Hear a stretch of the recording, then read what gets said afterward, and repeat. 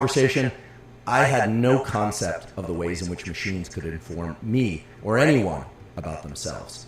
By the end, I was absolutely taken with the idea, and I'm still taken with the idea, that interactions with machines of a very particular kind, a kind that Lex understands and wants to bring to the world, can not only transform himself, but may very well transform humanity.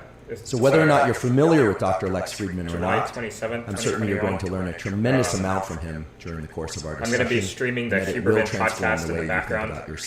I am aware that I will get copyright stricken I want to mention that this podcast is separate from my teaching since my channel's not going to be monetized. It is, however, part of my desire and effort to bring zero cost to consumer information about science and science-related tools. Let me go ahead and turn this down for a second. In keeping with that theme, I'd like to thank the sponsors of today's podcast. We'll be playing the Huberman podcast. This one's going to actually be Huberman and Lex together. Absolutely phenomenal quality. As you can see here, the company was founded by two all-American swimmers from Stanford, and everything about the sunglasses and eyeglasses they designed I'm actually going to be starting with drawing digitally. I've spent a career working on the visual system, and one of the fundamental issues that your visual system has to deal with is how to adjust what you see when it gets darker or brighter in your environment. With Roka sunglasses and eyeglasses, whether or not it's dim in the room or outside, whether or not there's cloud cover or whether or not you walk into a shadow, you can always see the world with absolute clarity. And that just tells me that they really understand the way that the visual system works. Processes like habituation and attenuation. All these things that work at a real mechanistic level have been built into these glasses. In addition, the glasses are very lightweight. You don't even notice really that they're on your face. And the quality of the lenses is terrific. Now, the glasses were also designed so that you could use them not just while working or at dinner, etc., but while exercising. They don't fall off your face or slip off your face if you're sweating. And as I mentioned, they're extremely lightweight, so you can use them while running, you can use them while cycling, and so forth. Also, the aesthetic of Roka glasses is terrific. Unlike a lot of performance glasses out there, which frankly make people look like cyborgs, these glasses look great. You can wear them out to dinner, you can wear them for essentially any occasion. If you'd like to try Roka glasses, you can go to roka.com, that's ROKA.com, and enter the code Huberman to save 20% off your first order. That's Roka, ROKA.com, and enter the code Huberman at checkout. Today's episode is also brought to us by Inside Tracker. Inside Tracker is a personalized nutrition platform that analyzes data from your blood and DNA to help you better understand your body and help you reach your health goals. I am a big believer in getting regular blood work done for the simple reason that many of the factors that impact our immediate and long-term health can only be assessed from a quality blood test. And now, with the advent of quality DNA tests, we can also get insight into some of our genetic underpinnings of our current and long-term health. The problem with a lot of blood and DNA tests out there, however, is you get the data back and you don't know what to do with those data. You see that certain things are high or certain things are low, but you really don't know what the actionable items are, what to do with all that information. With Inside Tracker, they make it very easy to act in the appropriate ways on the information that you get back from those blood and DNA tests. And that's through the use of their online platform. They have a really easy to use dashboard that tells you what sorts of things can bring the numbers for your metabolic factors, endocrine factors, etc., into the ranges that you want and need for immediate and long-term health. In fact, I know one individual, just by way of example, that was feeling good but decided to go with an Inside Tracker test and discovered that they had high levels of what's called C-reactive protein. They would have never detected that otherwise. C-reactive protein is associated with a number of deleterious health conditions, so heart issues, eye issues, etc. And so they were able to take immediate action to try and resolve those let's go ahead and get started. And so with Inside Tracker, you get that sort of insight. As I mentioned before, without a blood or DNA test, there's no way you're going to get that sort of insight until symptoms start to show up. If you'd like to try Inside Tracker, you can go to insidetracker.com/Huberman to get 25% off any of Inside Tracker's plans. You just use the code Huberman at checkout. That's insidetracker.com/ come on, don't start lagging already. Huberman to get 25% off any of Inside Tracker's plans. Today's podcast is brought to us by Athletic Greens. Athletic Greens is an all-in-one vitamin, mineral, probiotic drink. I started taking Athletic Greens way back in 2012, and so I'm delighted that they're sponsoring the podcast. The reason I started taking Athletic Greens and the reason I still take Athletic Greens is that it covers all of my vitamin, mineral, probiotic bases. In fact, when people ask me, what should I take, I always suggest that the first supplement people take is Athletic Greens, for the simple reason is that the things it contains covers your bases for metabolic health, endocrine health, so, and all sorts of other systems. Yeah, one thing that I like. The inclusion of probiotics are essential for a healthy. I'm just going to mute this whenever I'm talking. There are now tons of one thing data I like that about using the neurons iPad in our is you gut. can do layers. And keeping those neurons healthy requires that they are exposed to what are called the correct microbiota, little microorganisms. So what I like to that do is I start with healthy. light gray. And those neurons in turn. And by the way, you can make your own palette. So like let's say I wanted to add like a red. And many other factors related to some health. kind of red. With athletic greens, it's terrific because it also tastes really good. I drink it once or twice a day. I mix mine with water, and I add a little lemon juice or sometimes a little bit of lime juice. If you want to try Athletic Greens, you can go to athleticgreens.com/Huberman, and if you do that, you can claim their special offer. They're giving away 5 free travel packs, little packs that make it easy to mix up Athletic Greens while you're on the road, and they'll give you a year's supply of vitamin D3 and type 2. Again, go to athleticgreens.com/Huberman to claim that special offer. And now, my conversation with Dr. Lex Friedman. We meet again. Oh, shit. Thanks so much for sitting down. I actually have to change. I have a question that I think is on a lot of people's minds, or ought to be on a lot of people's minds. Yeah. So Streamline makes it so, or let me just show you. These days, Streamline makes it so that like, including most scientists and the line including like me, kind of, you don't know you saw that motion right there? Really what is artificial intelligence? They're like kind of like and smooths how out is it different your from markings. things like machine learning? But if I just do it without Streamline at all, if you would be so kind as to explain to us what is artificial intelligence? So that's actually what I want right now. And what is machine learning? Well, I think that question is as complicated and as fascinating as the question of what is intelligence. So I think of artificial intelligence first as a big philosophical thing. Is I go to the drawing tool. Cortex said AI brush, and then was this is the opacity.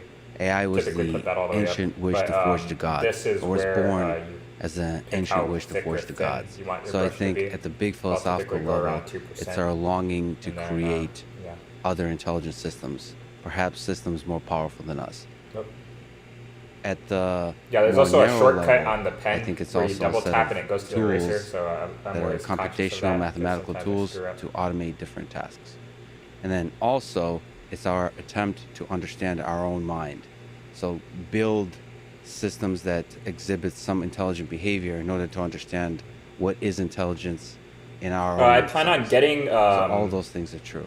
Of course, what AI a screen protector for my iPad that's going to make it seem like I'm writing on paper. A set of I just went to Best Buy earlier today to get this case that you see under here. But yeah, I'm planning on ordering a screen protector too. Approaches the problem so it feels like I'm actually writing on paper while I'm drawing.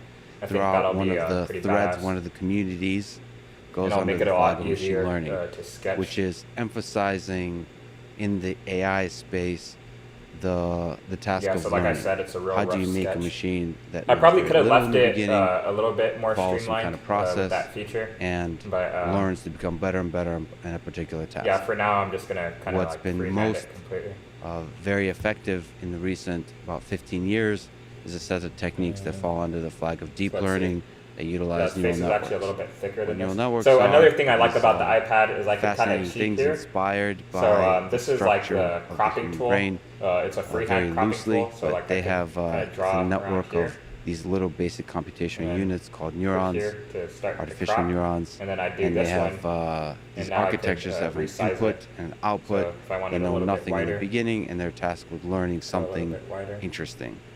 What that something interesting is usually involves a particular task. There's a lot of ways to talk about this and break this down. Like one of them is how much human supervision is required to teach this thing. So supervised learning, this broad category, is the neural network knows nothing in the beginning, and then it's given a bunch of examples of in computer vision. There will be examples of cats, dogs, cars, traffic signs, and then you're given the image and you're given the ground truth of what's in that image. And when you get a large database of such image examples where you know the truth, the neural network is able to learn. There's also another thing that I can do if I want a straight line. There's a lot of fascinating questions within that, which is how do you provide the truth?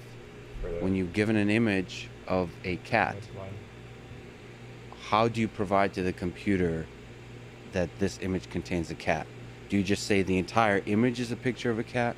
Do you do what's very commonly been done, which is a bounding box? You have a very crude box around the cat's face saying this is a cat. Do you do semantic segmentation? Mind you, this is a 2D image of a cat. So it's not the computer knows nothing about our three-dimensional world. It's just looking at a set of pixels. So semantic segmentation is drawing a nice, very crisp outline around the cat and saying that's a cat. That's really difficult to provide that truth, and one of the fundamental open questions in computer vision is that even a good representation of the truth? Now, there's another contrasting set of ideas that are at tension, they're overlapping, is what's used to be called unsupervised learning, what's commonly now called self-supervised learning, which is trying to get less and less and less human supervision. Yeah, I actually think this is going to be a pretty easy into the task. So self-supervised learning is first time on iPad. It's been very successful in the domain of language model, natural language processing, and now more and more is being successful in computer vision tasks. And what's the idea there is let the machine, without any ground truth annotation, just look at pictures on the internet or look at text on the internet and try to learn something generalizable about the ideas that are at the core of language or at the core of vision. And based on that, we humans at its best like to call that common sense. So with this, we have this giant base of knowledge on top of which we build more sophisticated knowledge. But we have this kind of common sense knowledge. And so the idea with self-supervised learning is to build this common sense knowledge about what are the fundamental visual ideas that make up a cat and a dog and all those kinds of things without ever having human supervision. The dream there is you just let an AI system that's self-supervised run around the internet for a while, watch YouTube videos for millions and millions of hours, and without any supervision be primed and ready to actually learn with very few examples once the human is able to show up. We think of children in this way, human children, is your parents only give one or two examples to teach a concept. The dream with self-supervised learning is that would be the same with machines, that they would watch millions of hours of YouTube videos and then come to a human and be able to understand when the human shows them, this is a cat. Like, remember, this is a cat. They will understand that a cat is not just a thing with pointy ears, or a cat is a thing that's orange or is furry. They'll see something more fundamental that we humans might not actually be able to introspect and understand. Like if I asked you what makes a cat versus a dog, you would probably not be able to answer that. But if I brought to you a cat and a dog, you'd be able to tell the difference. What are the ideas that your brain uses to make that difference?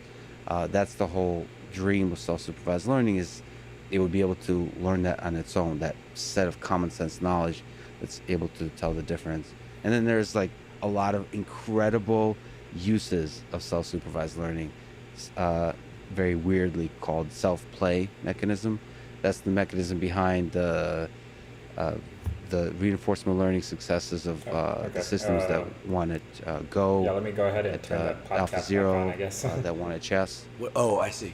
That play games. That play games. Got it. So the idea of self-play, this probably applies to other domains than just games, is a system that just plays against itself.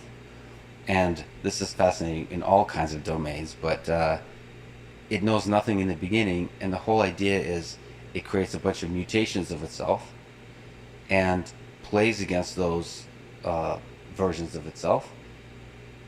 And the fascinating thing is, when you play against systems that are a little bit better than you, you start to get better yourself. Like learning, that's how learning happens. That's true for martial arts, that's true in a lot of cases, where you want to be interacting with systems that are just a little better than you.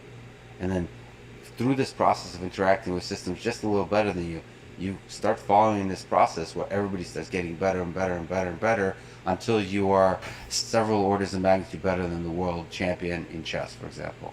And it's fascinating because it's like a runaway system.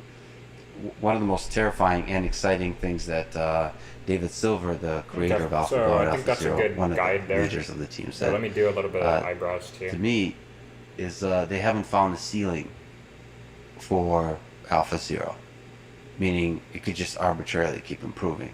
Now, in the realm of chess, that doesn't matter to us. That it's like it just ran away with the game of chess. Like it's like just so much better than humans.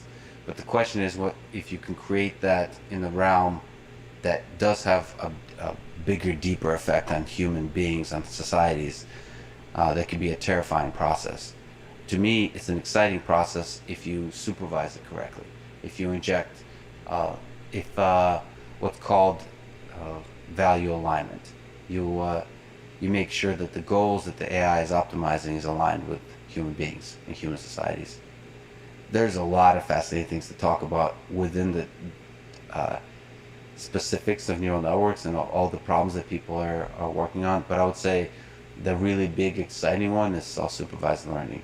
We're trying to get less and less human supervision, less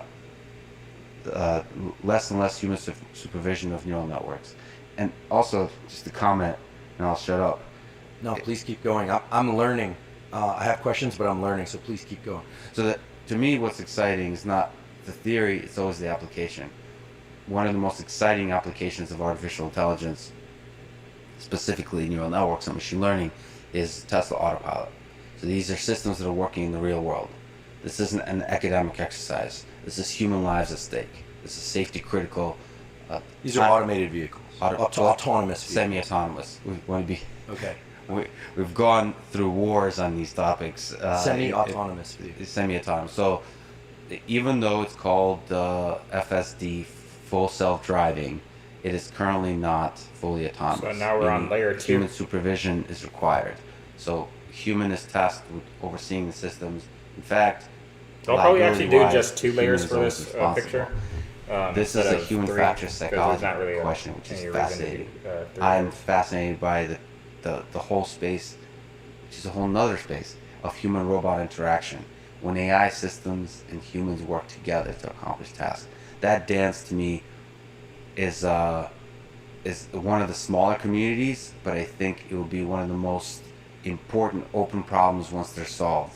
Is how do humans and robots dance together? To me, semi-autonomous driving is one of those spaces.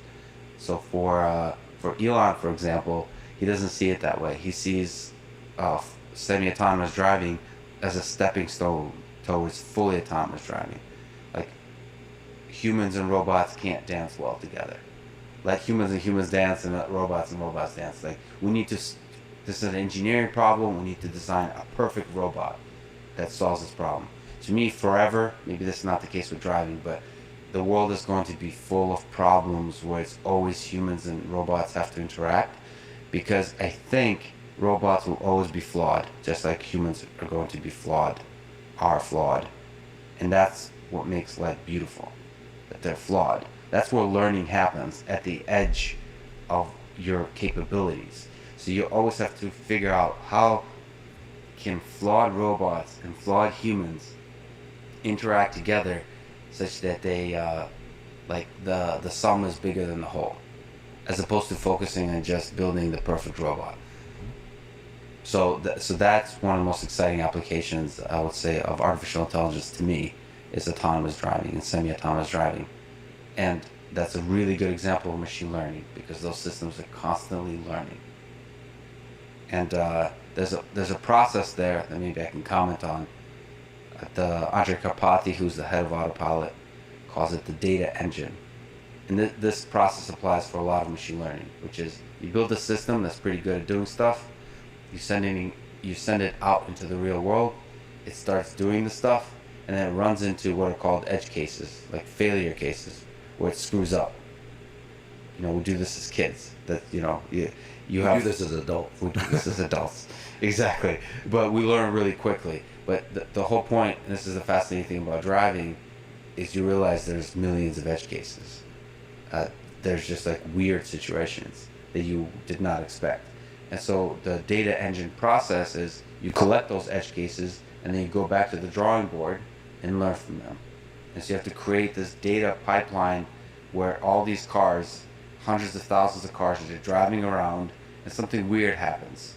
And so whenever this weird detector fires, it's another important concept, that piece of data goes back to the mothership for the training, for the retraining of the system.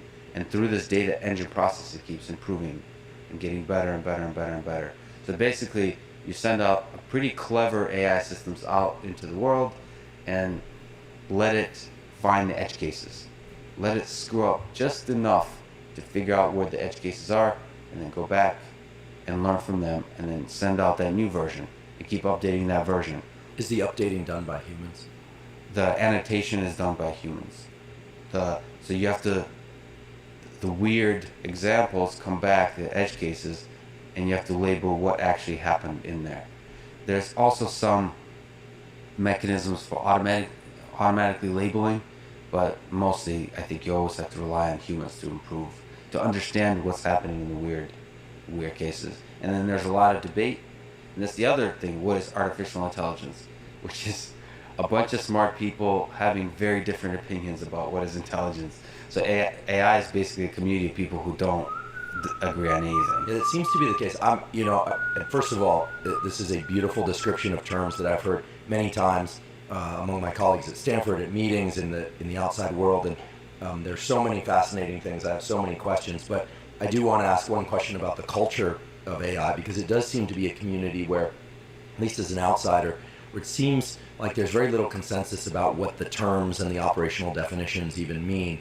And there seems to be a lot of splitting happening now of not just supervised and unsupervised learning, but these sort of intermediate conditions where machines are autonomous but then go back for more instruction, like kids go home from college during the summer and get a little, mom still feeds them, then eventually they leave the nest kind of thing. Is there something in particular about engineers or about people in this realm of engineering that you think lends itself to disagreement? Yeah, I think, so first of all, the more specific you get, the less disagreement there is. So there's a lot of disagreement about what is artificial intelligence, but there's less disagreement about what is machine learning, and even less when you talk about active learning or machine teaching or self-supervised learning. And then when you get into like NLP language models or transformers, when you get into specific neural network architectures, there's less and less and less disagreement about those terms. So you might be hearing the disagreement from the high level terms, and that has to do with the fact that engineering, especially when you're talking about intelligent systems, is a little bit of an art and a science. So the art part is the thing that creates disagreements, because then you start having disagreements about how easy or difficult a particular problem is. For example, a lot of people disagree with Elon how difficult the problem of autonomous driving is, and so, but nobody knows. So there's a lot of disagreement about what are the limits of these techniques, and through that, the terminology also contains within it the disagreements. But overall, I think it's also a young science that also has to do with that. So like, it's not just engineering, it's that artificial intelligence truly, as a large-scale discipline where it's thousands, tens of thousands, hundreds of thousands of people working on it, huge amounts of money being made, that's a very recent thing. So we're trying to figure out those terms. And of course there's egos and personalities and a lot of fame to be made, like the term deep learning, for example. Neural networks have been around for many, many decades, since the 60s, you can argue since the 40s. So there was a rebranding of neural networks into the word deep learning, the term deep learning, that was part of the reinvigoration of the field. But it's really the same exact thing. I didn't know that. I mean, I grew up in the age of neuroscience when neural networks were discussed. Computational neuroscience and theoretical neuroscience, they had their own journals. It wasn't actually taken terribly seriously by experimentalists until a few years ago. I would say about 5 to 7 years ago. Excellent theoretical neuroscientists like Larry Abbott and other I have colleagues certainly at Stanford as well, that people started paying attention to computational methods. But these terms, neural networks, computational methods, I actually didn't know that neural networks and deep learning were, those have now become kind of synonymous. No, they were always, No, they're always the same thing. Interesting. It was so. I'm a neuroscientist and I didn't know that. So, well, because neural networks probably means something else in neuroscience, not something else, but a little different flavor depending on the field, and that's fascinating too, because neuroscience and AI people have started working together and dancing a lot more in the recent, I would say, probably decade. Oh, machines are going into the brain. I have a couple questions, but one thing that I'm sort of fixated on that I find incredibly interesting is this example you gave of playing a game with a mutated version of yourself as a competitor. Yeah. I find that incredibly interesting as a kind of a parallel or a mirror for what happens when we try and learn as humans, which is we generate repetitions of whatever it is we're trying to learn, and we make errors. Occasionally we succeed. In a simple example, for instance, of trying to throw bullseyes on a dartboard, I'm going to have errors, miss the dartboard, and maybe occasionally hit a bullseye, and I don't know exactly what I just did, right? But then, let's say I was playing darts against a version of myself where I was wearing a visual prism, like I had a visual defect.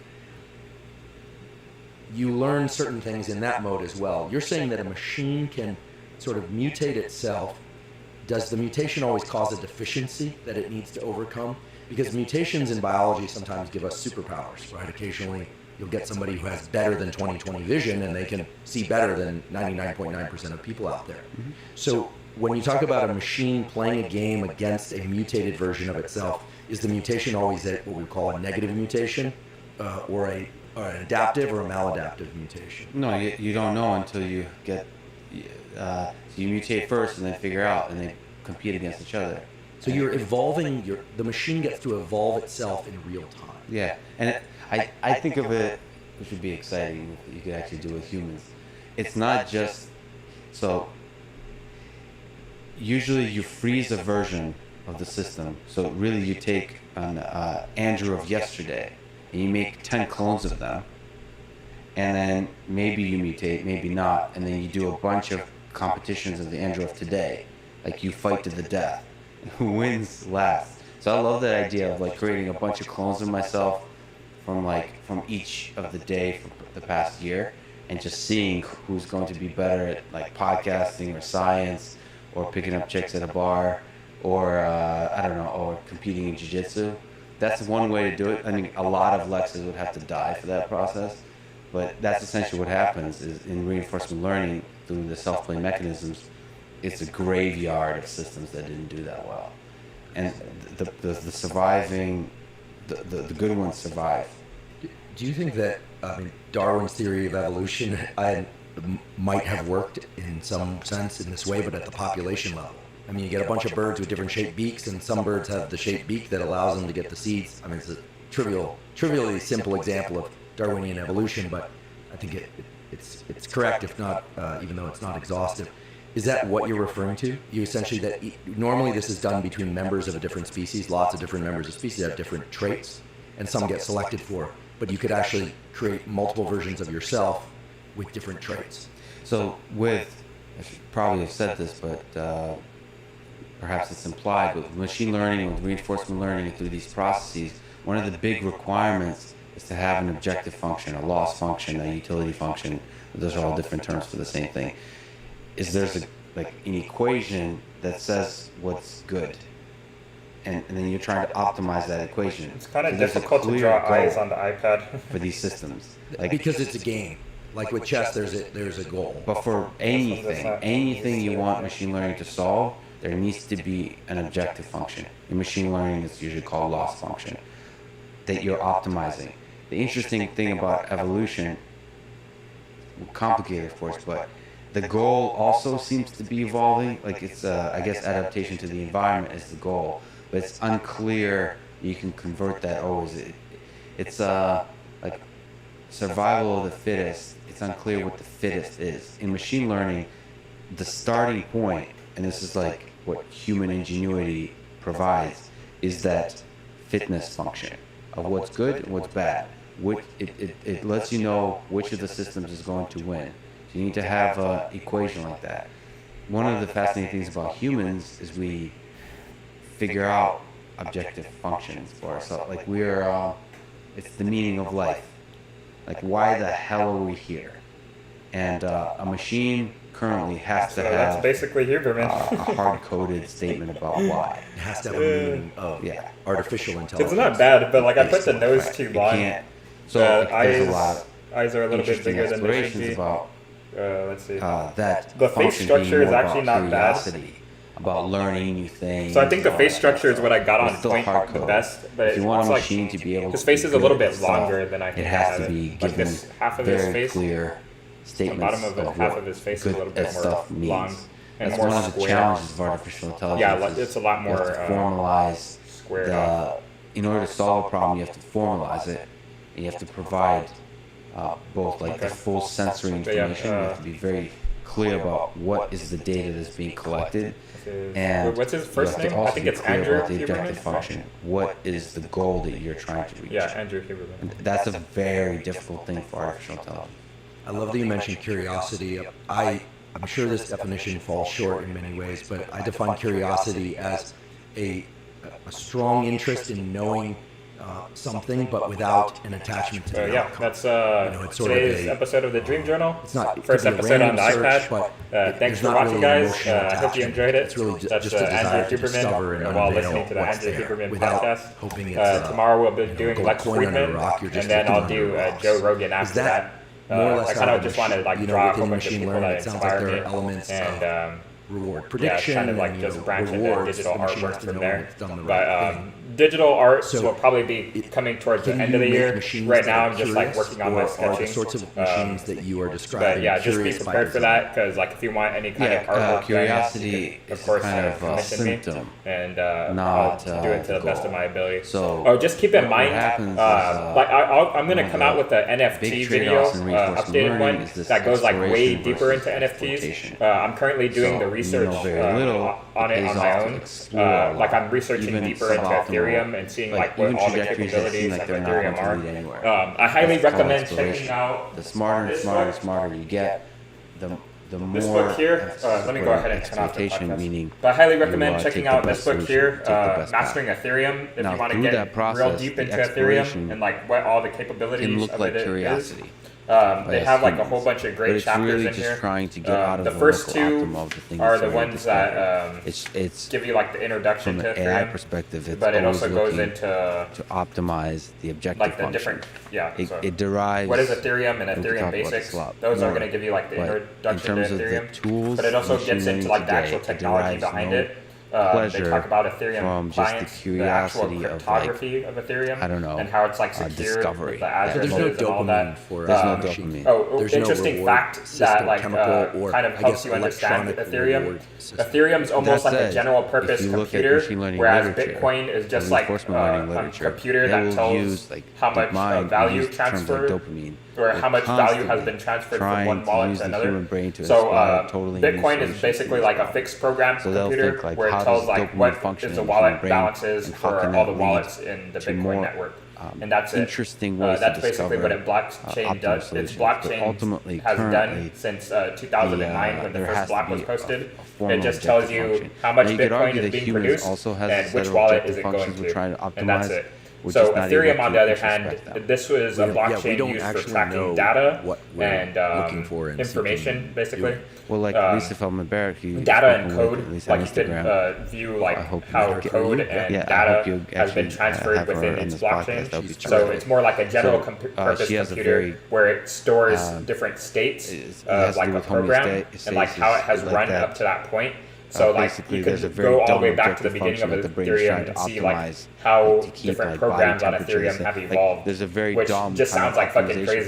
function happening. Sorry, And I didn't mean to we cuss, humans but do with our hopefully fancy none of my consciousness and parents or cognitive family abilities to listens tell this stories far. to ourselves. But So we can yeah, it's have a this pretty podcast. crazy But really, concept it's the brain because like trying to maintain. yeah, you could basically just do like a healthy since state, Ethereum I is a guess. Turing complete That's system. fascinating. Anything that could be also written into code can be see the turned human into its brain own decentralized and network I to hope run on artificial Ethereum. intelligence systems So basically as, anything you could think of could be not written just into Ethereum and systems turned that into solve something. problems or optimize Like code, whether that's but also gaming, storytellers. whether that's like stock I market, think there's a power to telling tokenized, stories. like We tell real stories to estate, each other. That's what communication like is. whatever the heck you Like, could think of, digital when you're art, alone, like you know what I mean. That's So, when you solve problems. there's so much functionality in That's when it makes Ethereum sense to that talk about solving problems. I'm like 99% sure that at this point we're literally scratching the surface of what Ethereum's capabilities are. And especially when ETH 2.0 comes out, I think that's really going to unlock like the next level of Ethereum. Because then you're not going to have bottlenecks around like the transaction fees, speed, or security. Like on proof of stake, it's way more secure because in order to do a 51% attack, you would have to literally have 51% of the Ethereum that's being staked in the network. So assuming Ethereum is going to be worth a lot more so you think in that value robots a couple years down the line, of some like sort it's going to be way harder to accumulate the money to buy enough Ethereum to do a 51% attack than it would be just to get like the computer hash.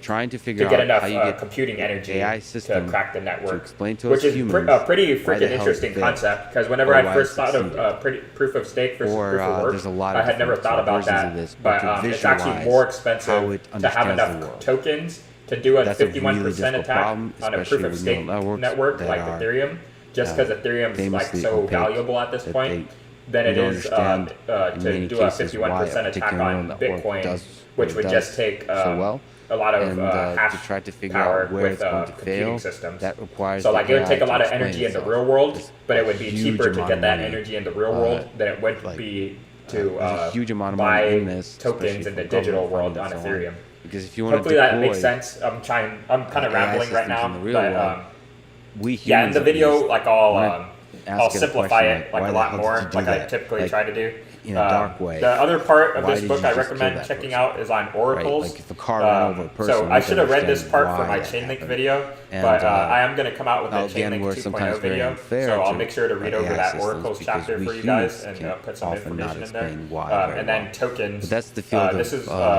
have explainable AI. NFTs in here somewhere. That's very people are very interested Yeah, in because the yeah, more and more non-fungible people tokens rely here. on AI So systems. yeah, when I come like out with that the NFT Twitter video, I'll recommender for system, sure read through this part that as well, AI algorithm just to get like I some would deeper say impacting knowledge elections, on perhaps what the starting capabilities wars of or all at this least stuff military is. conflict. That's But yeah, that algorithm. I hope you We enjoyed wanna this ask that video. algorithm. First of all, do we're you know branching what the into hell digital you're doing? art, drawing on Do the you iPad know- now. Do you So understand the yeah, if you like the video, make sure to like the video, and can you comment, explain the subscribe down possible below, other and let me trajectories? know what you want to Like, we see would me have draw that in the kind of next one. conversation with a And human. once We again, wouldn't be able to do thank that you with for AI. watching the Dream On Journal, my own where I personal make your level, dreams into I reality. think And I'll see it you would be again nice to on the talk next to one. AI systems Peace. for stupid stuff.